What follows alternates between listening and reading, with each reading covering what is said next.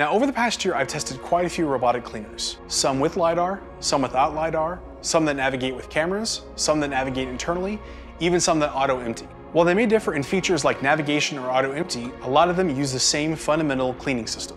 These robots will use a roller brush and a vacuum to clean all your surfaces from carpet to hardwood. When it comes to wet cleaning, they all use a very similar system, which consists of a cloth that has water applied to it from the robot and then is driven around your house, cleaning up the hard surfaces.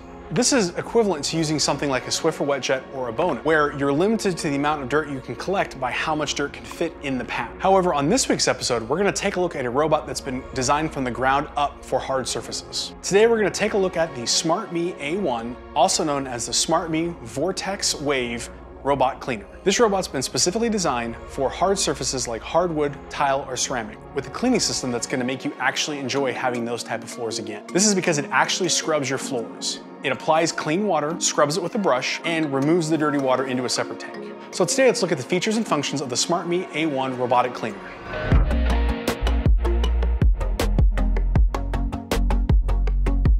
Before we get started, I want to thank the team at SmartMi for sending me the robot to take a look at. I've had the robot for a little less than a month and I've been using it pretty much every day to keep my floors nice and clean. Just as a side note, this unit seemed to ship directly from the factory, so everything on the robot is in Mandarin. Fortunately, you can grab the English version of the manual off their website, so there wasn't any problem getting it set up. But just in case you have questions about why certain accessories are in Mandarin, that's because I got a pre-release version. I'm assuming the version released in the EU and US will be in English, and every other country will be localized as well. Now, if you'd like to check out this robot, I've got links in the description to where you can pick the robot up. As of the time of the recording, it's still available through the Indiegogo sale.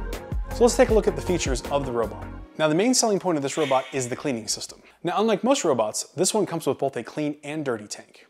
This is nice because unlike some solutions, it uses the vacuum power to suck the water off the surface into the dirty tank. That way it keeps it separate from the clean water and allows you to have a greater clean. You can even add some gentle, non-foaming solution to the clean tank for an extra shine. Now, the clean tank will hold 600 milliliters of water, while the dirty tank will hold 360 milliliters of dirt and debris. So in my house, I have a hybrid of carpet and hardwood on my first floor. So I find on a typical clean, it uses about half the clean tank and consumes about a third of the dirty tank to hold what it picks up. So this means you could probably get away with 2 cleans before you have to change the tank. The vacuum is rated at 4,000 pascals. Now, this is pretty standard on most high-end robotic vacuums, but in this case, that's applied to cleaning up both wet and dry versus just dry on some robots. The vacuum has 3 power modes that allows you to strike a balance between powerful cleaning or keeping the robot quiet or giving it longer battery life. Now, the clean and dirty tanks are part of a single unit for easy cleaning and filling.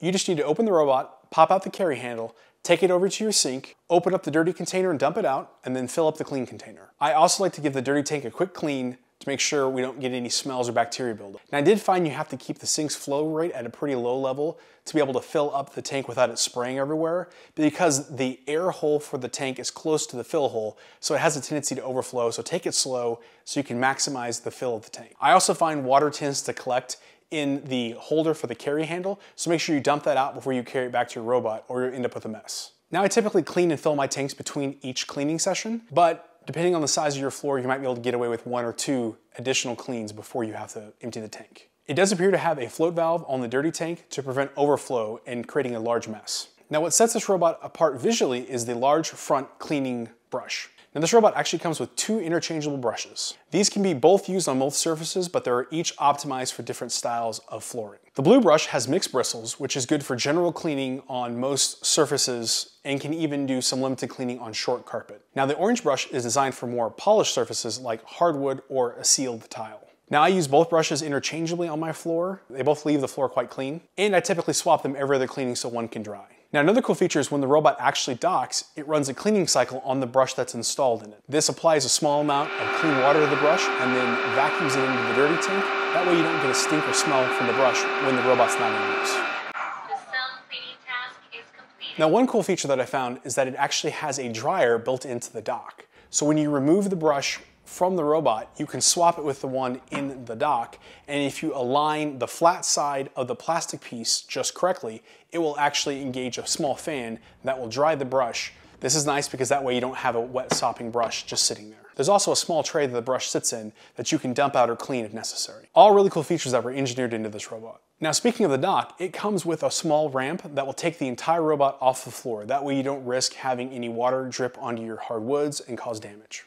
Now, this robot's mainly designed for wet cleaning, but you can bound off certain sections and run it in dry mode. To put the robot in dry mode, you need to remove the lid from the dirty tank, clean it out, and then place the dry lid on top. This dry lid has a built-in filter similar to what you see on most other robots. This will allow you to run it on a hard surface and not apply any water. Now, you can designate these zones in the app to just do dry cleaning, so the robot will not enter that when it's in wet mode.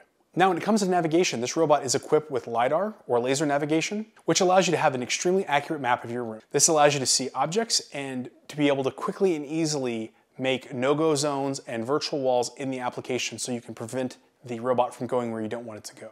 Now, in my case, again, I've got mixed flooring, so I do have carpeted areas that I don't want it to go into when it's in wet mode.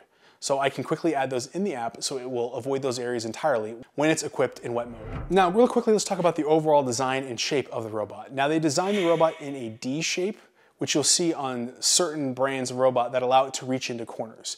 Now, there are advantages of the D shape versus the round shape with the side brush, but when it comes to the mopping, this is nice because it maximizes the area for that front roller brush to use, which is what you're going to be doing all your cleaning with. There are no edge brushes like you see on other robots. It's all being done with that front brush. Now, as far as build quality goes, I find this robot was very well designed, from little touches like the bearings on some of the universal wheels to all the hatches and doors. It all feels very strong and well built, which I think is a requirement on a high-end robot like this one. The brush installation takes a little bit of getting used to make sure you have the plastic piece in the right orientation, but it only takes a couple of seconds. Similar to the dance you do with a USB drive when you put it into a computer.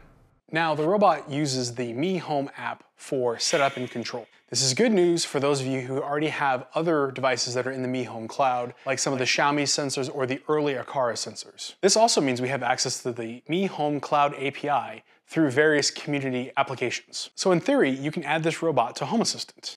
I have tried doing this using the Mio integration, but it's unable to find a matching device. So as of right now, you can't do it, but I'm assuming the community will add it very soon if they haven't already. Now, the app lets you set things like virtual walls, dry mop zones, and no-go zones. After the robot builds the map of your floor, then you can go back in and edit the map and add these features. One nice thing about it is that you can actually edit these before the map is complete. Some applications require you to finish the entire first cleaning before you can make a change.